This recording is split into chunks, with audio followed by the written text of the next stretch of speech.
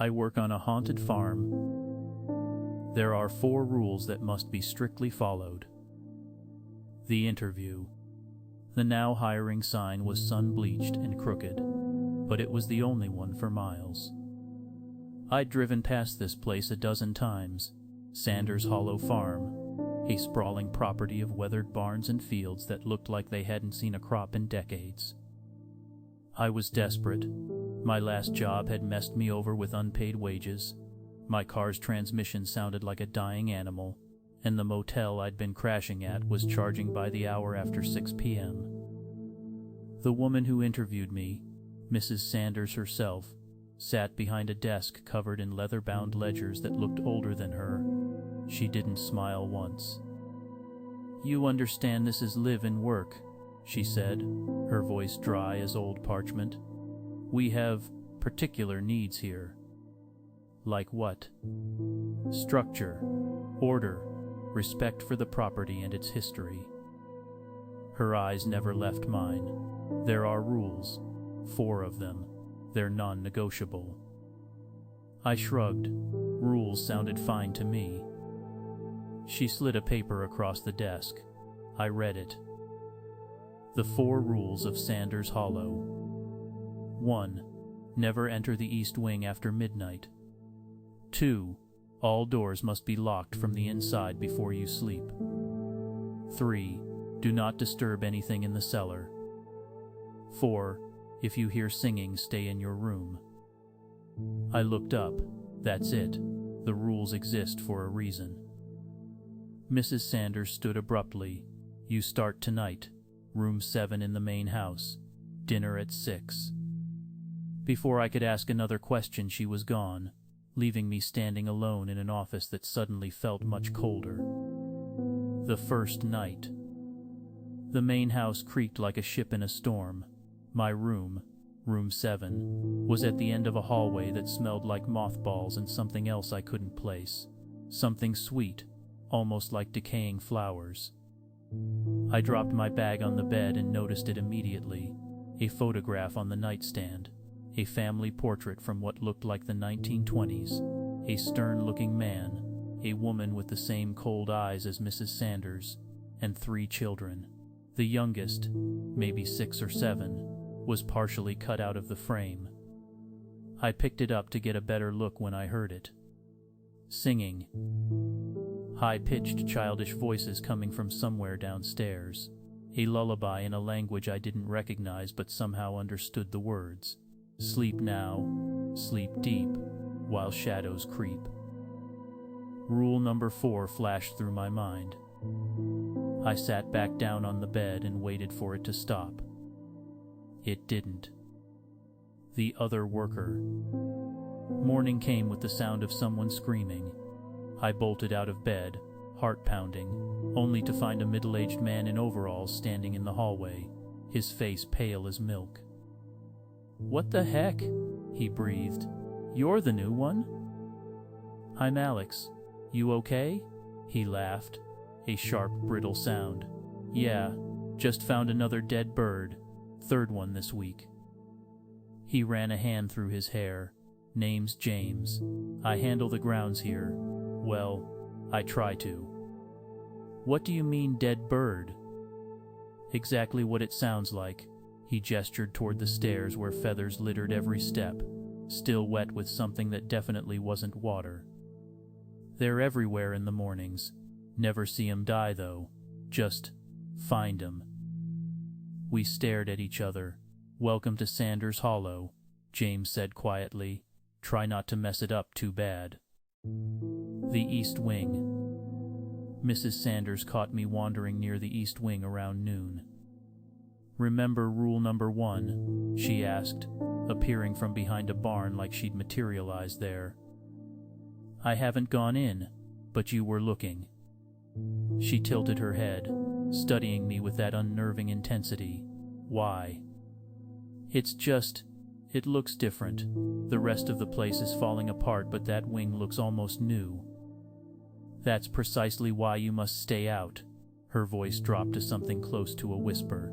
"That section was renovated in 1924, for the children." I felt something cold crawl up my spine. What happened to them? Accidents happen on farms, Mr. Alex. Terrible, tragic accidents. She turned to leave, then paused. The last worker who broke the rules is buried behind the cornfield. His name was Buddy. He thought he'd found something valuable in the cellar. She walked away, leaving me standing there with questions I was suddenly terrified to ask. The cellar. James took me down to the cellar that afternoon. We needed supplies, old farming equipment Mrs. Sanders wanted organized, and it was my job to learn where everything was stored. The stairs descended into near darkness. James flipped a switch, but only every other light worked, casting long shadows across rows of shelves packed with rusted tools and jars of things I didn't want to identify. There, James pointed to a section cordoned off with yellow police tape that had long since faded to white. That's the forbidden zone. Why? What's in there? I don't know, and I'm definitely not freaking interested in finding out. He grabbed a box of wrenches. Whatever happened down here, it was bad enough to keep Mrs. Sanders up at night even now. She seems pretty cold about everything else. Not about this. James shook his head. I've worked here for 6 years. She's never gone near that section once. Not one time. We finished quickly and got the heck out of there. The singing gets louder. The singing became a nightly ritual. Every evening after dinner, around 9 p.m., the high-pitched voices would start from somewhere in the house's depths. I'd lock my door like rule number 2 said, though I was pretty sure Mrs. Sanders had master keys to everything, and I'd press pillows over my ears and try to sleep. But it never stopped until after midnight. James found me looking exhausted at breakfast on the 5th day. You're hearing it too. It's driving me freaking crazy. Don't listen. He poured himself coffee with shaking hands. Whatever you do, don't follow it. Don't look for where it's coming from. But what is it? He met my eyes, and for the first time, I saw real fear there.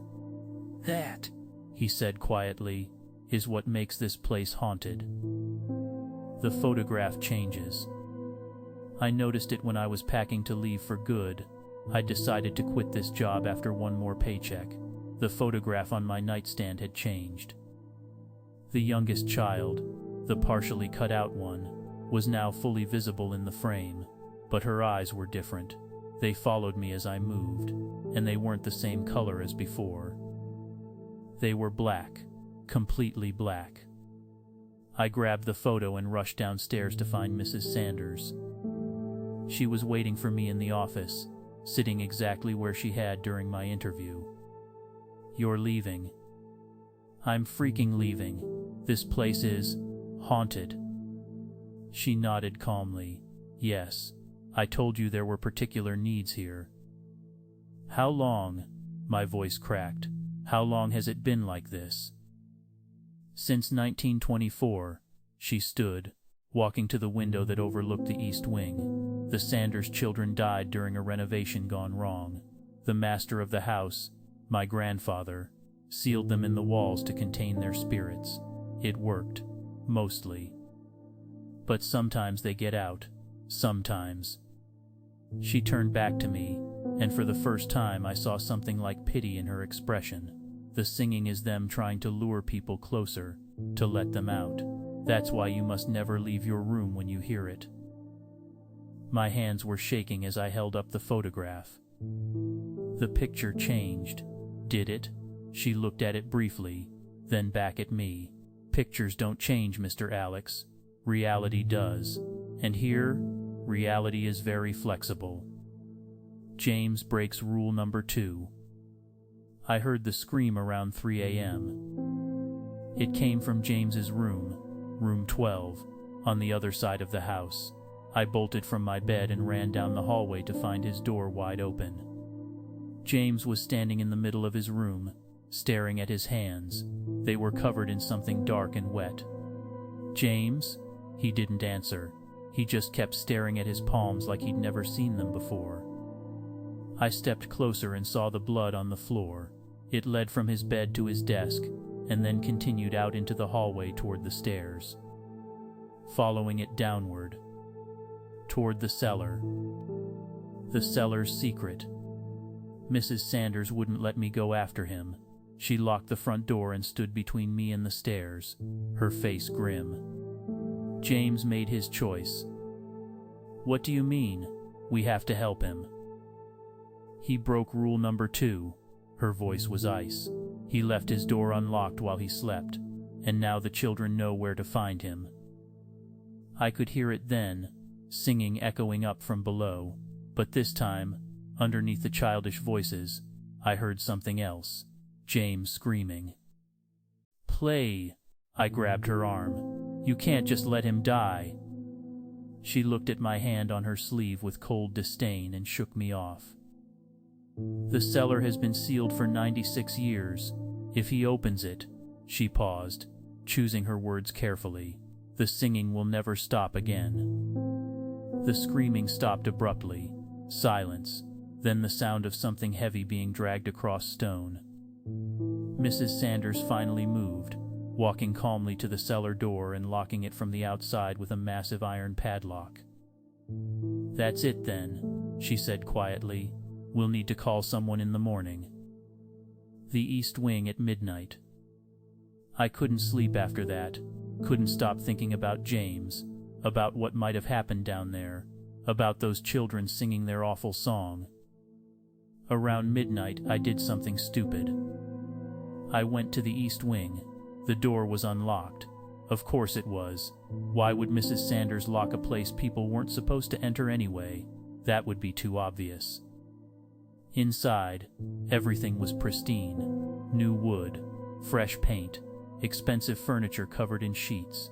It looked like someone had been preparing it for guests who never arrived. Then I saw the door at the end of the hall. It was different from all the others.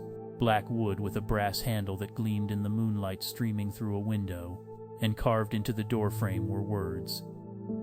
We wait here. No. I reached for the handle. That's when I heard it behind me. Footsteps. Slow, deliberate, getting closer. What waits in the walls?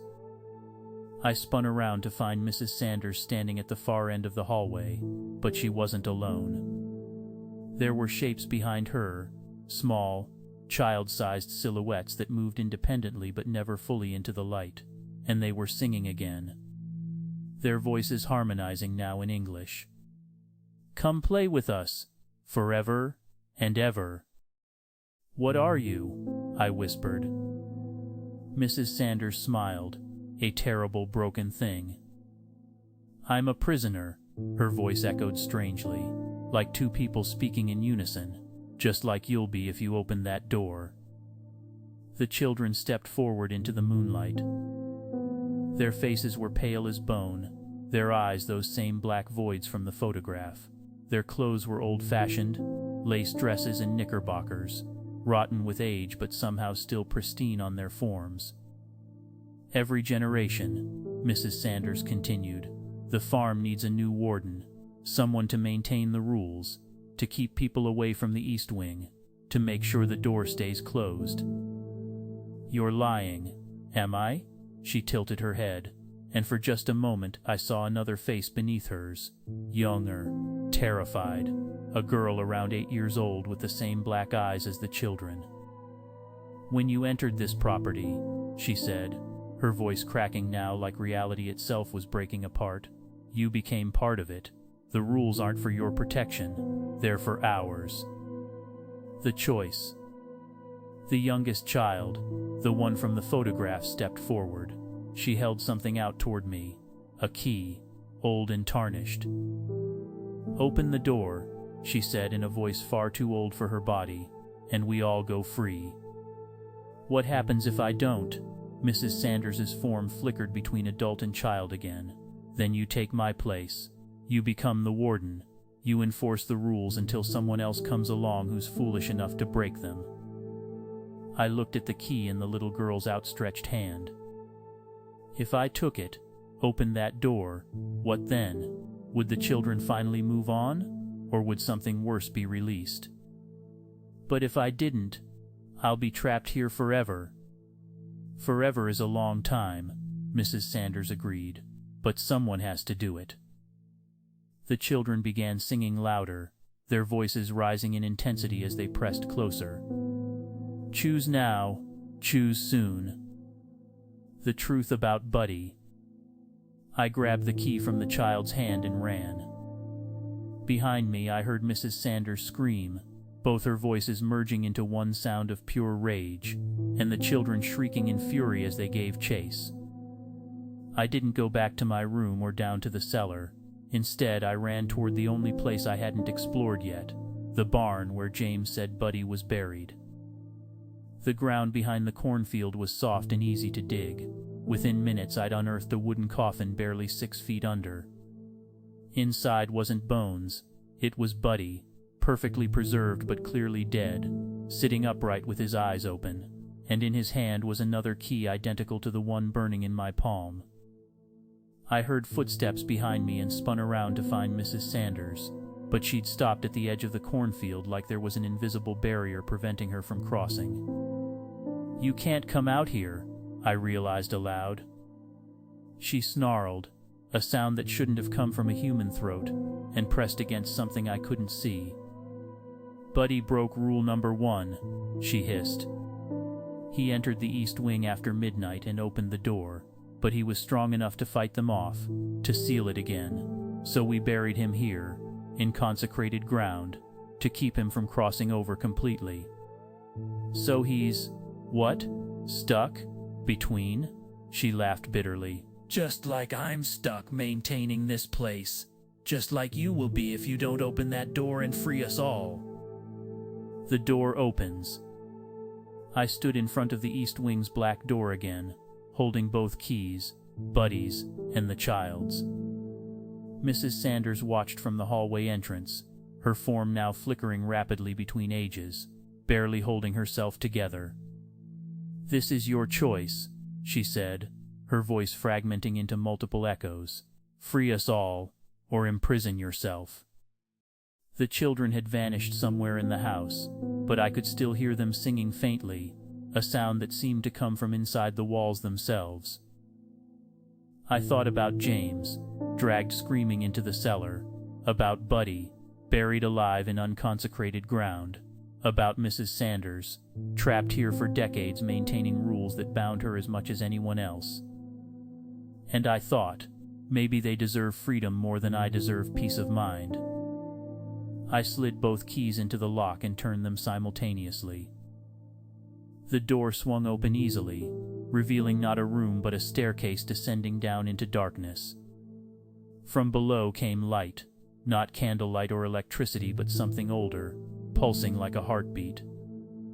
And from that light stepped figures, adults, men and women in old-fashioned clothes, their faces serene and peaceful, the previous wardens of Sanders Hollow Farm, released at last. Mrs. Sanders collapsed to her knees as the children's singing stopped abruptly. Thank you, she whispered, her voice finally just one again, young and relieved and utterly exhausted. The figures from below began ascending the stairs, passing through me like cold mist. And then I saw her, a little girl in a rotten lace dress, her black eyes empty of malice now, filled instead with something like gratitude. She reached out and touched my hand gently before fading away entirely. Sleep now, she whispered. Sleep deep. The new rules. Mrs. Sanders, now just a normal woman in her mid-20s named Eleanor, explained everything over coffee at dawn. The farm was built on land that existed between worlds, a thin place where the veil between life and death grew gossamer-thin. The children had been trapped there during an accident during construction, their spirits bound to the property until someone released them. But releasing them required sacrifice. Someone had to take their place, not as a prisoner, but as a guardian, a warden who would ensure that no one else got trapped by crossing over accidentally. The rules still apply, she said quietly. They just mean something different now. They're not about containment. They're about protection. So what happens to me? You stay here, forever, if you want it. She smiled tiredly, but unlike the others, you'll be conscious of your choice, aware of what you are, and eventually, when someone else breaks the rules and earns freedom for everyone, I get released too. Eventually, maybe in another 100 years, maybe sooner. She stood, stretching like she'd been asleep for decades rather than merely imprisoned by supernatural forces. But at least now we all have that chance. I looked around the farm, at the fields beginning to glow with morning light, at the house that no longer felt oppressive but peaceful instead. Is it worth it? Eleanor met my eyes and I saw something like hope there, the first genuine emotion I'd seen from her since I arrived. Yes, she said simply, it's worth it. I thought about James one last time, wondered if he might finally rest now that the children were free. And then I walked back into the house to wait for whoever would come next, desperate and broke, and looking for a job with rules they'd never read carefully enough. Because someone always comes, they always do. And when they do, I'll be here to greet them with a smile and an application form. And 4 rules that must be strictly followed.